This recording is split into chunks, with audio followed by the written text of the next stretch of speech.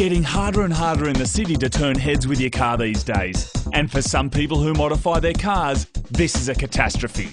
So we decided to explore new waters. We jumped in the Audi S3 and headed 6 hours into the country, and we're taking our Ford Meteor with us. We'll be seeing if it's possible to turn heads in a country town with nothing more than a $900 car and a tiny budget for mods. Okay, so Marty and I have just arrived in Tamworth, and this is the famous Peel Street. Now, it's pretty quiet now, but in a couple of hours, it's going to explode with Tamworth's finest cars, which is pretty funny. Now, there's two ways of getting noticed in Tamworth. Number one is winning a Golden Guitar Award like I did last year, and the other is having a semi-hot car. But as we've got a Ford Meteor, we're going to have to do something to get noticed. Something like this.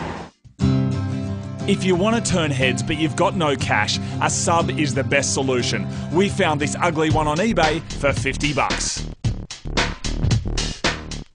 Alright, here we are in our Tamworth workshop. Here's all the stuff we're going to need.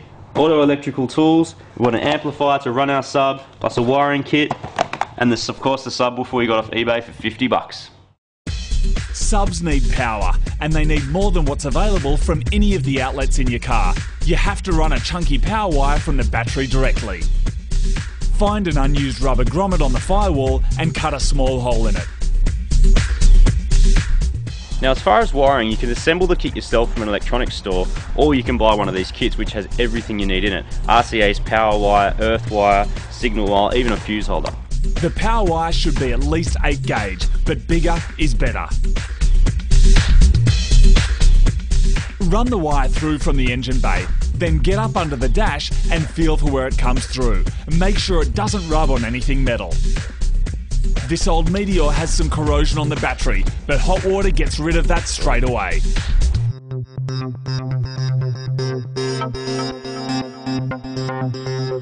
Connect a ring terminal to the power wire so you've got a secure way of attaching the power wire to the battery.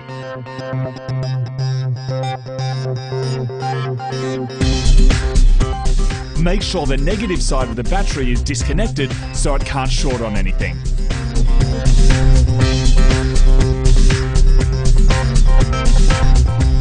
Putting a fuse in line will prevent the battery from being short-circuited.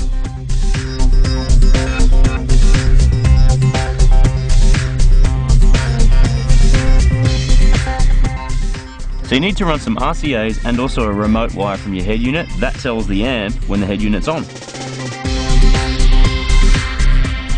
If you don't have a soldering iron and you want to go MacGyver, you can solder with a cigarette lighter. You'll need to get the wiring down to the sub in the back of the car. The simplest way is underneath the trim panels near the doors. Run the wires through to the boot. It helps if Moog's in there, but if he's not, try someone else. We're attaching our amp to the sub itself, so the whole thing can be removed if we need more boot space. You could also place them under the front seats.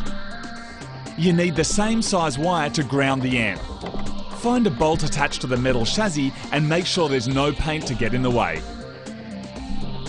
Connect the RCAs and remote wire to the head unit, and then you can get busy tuning.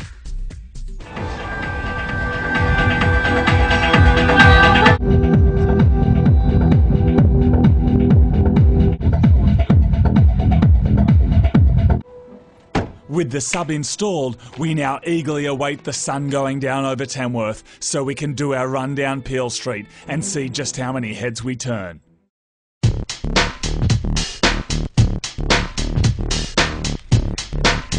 There's actually nobody here at all. So will your sub install turn heads? Yes, it will, but mostly from people who think you're an idiot.